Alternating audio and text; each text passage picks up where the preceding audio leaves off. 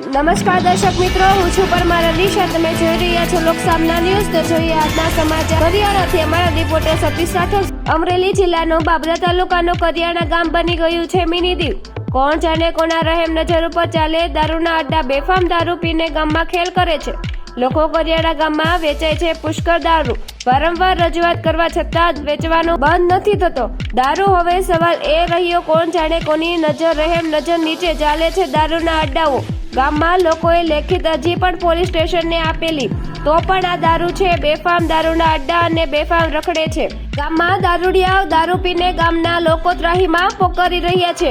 હવે જોવાનું એ રહ્યું કે ગાંધીના ગુજરાતમાં બેફામ જે દારૂ વેચાય છે બાબરાના કરિયાણાની માલિપા દારૂ બંધ થશે કે નહીં. ચાલો સાંભળીએ કરિયાણા દારૂ વિશે ઝુંબેશ ચલાવતા કૈલાસબેનના મુખ. નમસ્કાર દર્શક મિત્રો, હું છું લોકસામનામાંથી પરમાર અલીશા. બાબરાનું કરિયાણા ગામ ઘણા સમયથી દારૂની ચર્ચામાં છે. ખુલ્લામ વેચાઈ રહ્યું છે દારૂ. ત્યારે આ વિષય પર ફરિયાદ કરનાર કૈલાસબેનને શું પ્રશ્ન છે, ચાલો પૂછીએ.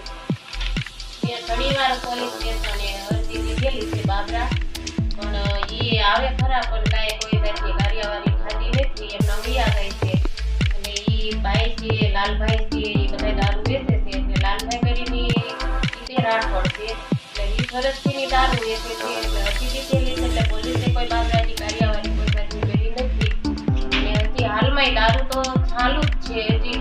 અને નાચવીની તે એના છોકરા એની વહુ એવી ધમકી મારે છે, તારે જ્યાં જવું હોય ના જા, અમે દારૂ બંધ કરીશું નહીં.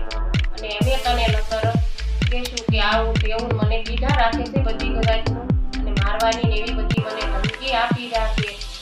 દારૂ મારું બંધ કરાવી તો અમે તને મારશું. અને પોલીસ વાળા અમને હપ્તા અમે દેવી છીએ, એટલે અમને કોઈ જાતની કાર્યવાહી કરશે નહીં.